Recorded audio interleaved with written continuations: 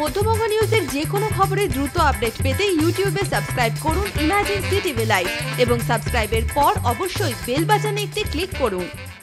বন্ধকে ঘিরে উত্তেজনা মুর্শিদাবাদের দৌলতাবাদের কলাডাঙ্গা ঘোষপাড়ায় তৃণমূল কংগ্রেস কার্যালয়ে ভাঙচুর চালানোর অভিযোগ বাম সমর্থকদের বিরুদ্ধে। অন্যদিকে অভিযোগ অস্বীকার সিপিআইএম জেলা কমিটি সদস্যের। বন্ধকে কেন্দ্র করে ট্রেড ইউনিয়নের ডাকে সাধারণ ধর্মঘট ঘিরে উত্তাল হয়ে উঠল মুর্শিদাবাদের দৌলতাবাদ থানার কলাডাঙ্গা এলাকা। অভিযোগ ওঠে কলাডাঙ্গায় তৃণমূল কংগ্রেস কার্যালয়ে ভাঙচুর করে বাম কর্মী সমর্থকেরা। মারধর করা হয় তৃণমূল যুবনেতা মিজানুর রহমানকে। হেনস্থার শিকারেরও অভিযোগ বহরমপুর পঞ্চায়েত সমিতির সহসভাপতি আসিফ আহমেদকে। কিছু ব্যবসায়ী আমাদেরকে এসে বলল যে আমরা দোকান খুলতে চাই, কিন্তু কিছু সিপিএম এর দুষ্কৃতীরা আছে, তারা তাদের হারমাত কুনামুটা এখনো তাদের যায়নি।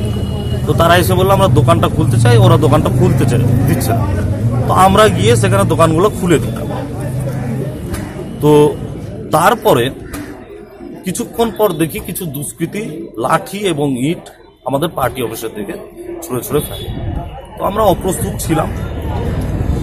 পরবর্তীতে যখন আমরা রুখে দাঁড়াই, তো তার মধ্যে আমাদের মোটামুটি 14-15 জন মতো যারা পার্টি অফিসে বসেছিল তারা ঘাম হয় এবং তার মধ্যে 5 জন গুরুতর আহত। তাদেরকে বহরমপুর মেডিকেল কলেজে রেফার করা হয়েছে, বাকি ইসলামপুর হসপিটালে ট্রিটমেন্ট চলছে। অন্যদিকে এই অভিযোগ সম্পূর্ণ অস্বীকার সিপিআইএম এর জেলা কমিটির সদস্যদের। বন্ধ সমর্থনকারীদের ওপর পাল্টা হামলা ভাঙচুরের অভিযোগ।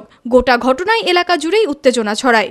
বাড়ি ভাইকে জেল লকআপে ঢুকানো হচ্ছে, আমরা প্রতিবাদ করছি এবং বাড়ি ভাইকে যাতে অবিলম্বে বিনা শর্তে মুক্তি দেওয়া হয় তার ব্যবস্থার জন্য আমরা বলছি। এই মুহূর্তে তার কোনো সে অপরাধ করেনি, কোনো মারামারিতে যুক্ত ছিল না, কোনো ঘটনায় সে মিছিলে ইয়েতে ছিল। বন্ধের সমর্থনে সে আগাগোড়া প্রচার করেছে, এখনও প্রচার করে শান্তিপূর্ণ অবস্থায় আছি। তাছাড়া দৌলতাবাদে আমরা মিছিল করেছি শান্তিপূর্ণভাবে, সাধারণ মানুষ তাতে করেছে, সাধারণ মানুষ আক্রান্ত হচ্ছে এবং বাড়ি ছাড়া হচ্ছে। যাতে এইসব ঘটনা না ঘটে তার ব্যবস্থা করতে আমরা